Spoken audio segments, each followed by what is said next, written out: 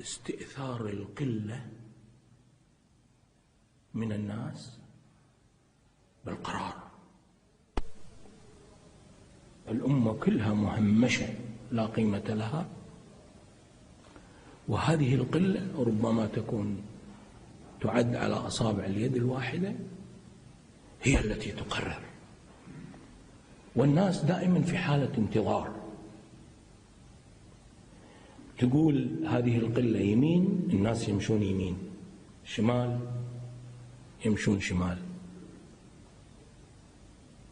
والبلد تتحول إلى جاخور والناس إلى غنم وماشية. هر يمشي على اليمين، هر يمشي على الشمال، يشرب ماي شرب ماي، اكل شعير اكل شعير. فهمت كيف؟ ادخل بالحظيرة هذه سكوا عليه الباب، باكر انت موظف في المكان الفلاني. وانا اعتبر الوظيفة الحكومية اعتقال أليف، انا اعتبره يعني انت في معتقل أليف، تعال الساعة 7 وتطلع الساعة 2، يعني الأمة كلها معتقلة من 7 إلى 2. بعد 2 نطلع من المعتقل الأليف هذا، لأن جوعه ومشغول في أولاده وفي أطفاله، فيذهب إلى بيته اللي يرتاح من عناء الاعتقال. هذه مشكلة الطغيان السياسي، سنعود إليها لأن لدينا كثير من النقاط. سوء توزيع الثروة، سوء توزيع الثروة.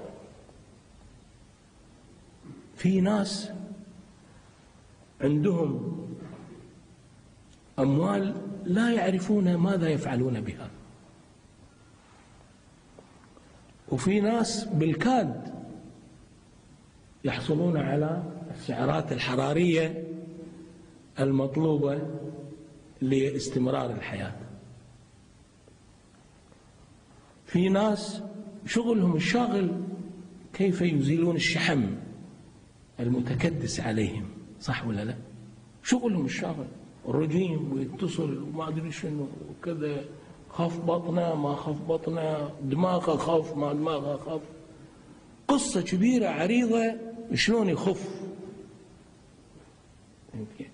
وأكو ناس عنده مشكلة شلون يوكل عياله، وهذا مؤشر على أنه في سوء توزيع للثروة. يعني أنا قاعد أتأمل في وجوه الحاضرين في قمة دمشق الأخيرة، قمة دمشق الأخيرة، أنا قاعد فاتش التلفزيون قاعد أطالع، في ناس قاعدين اللي هم رؤساء وأمراء وملوك العالم العربي. أكو واحد من بينهم مال جزر القمر، كسر خاطري والله كسر خاطري. ليش؟ لأنه قاعد في وسط يعني ينظر له شزرا. يعني ليش؟ لأن ترى أنا لما شفت وجهه وشفت طريقة السلام عليه، شلون يسلمون عليه، تحس في معادلة الثراء والفقر. فهمت كيف؟ جزر القمر هذه يسكن فيها 700,000 عربي مسلم، زين؟ ميزانيتها 60 سنويا 60 مليون دولار سنويا. تدرون هذه شنو؟ هذه أقل من مبيعات يوم واحد لشركة سامسونج اليابانية.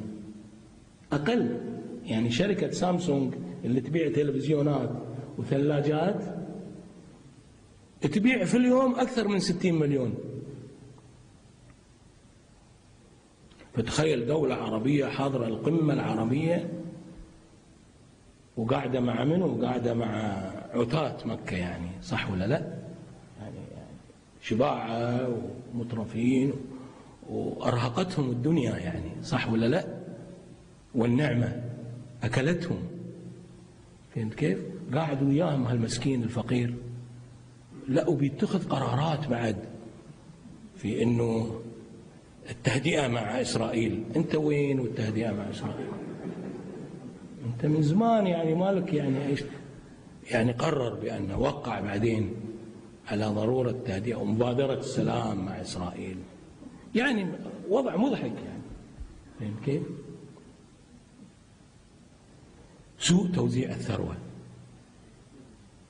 في ناس لهم مخصصات في العالم العربي من الدولة وهم أجنة في بطون أمهاتهم، يأخذ مخصص.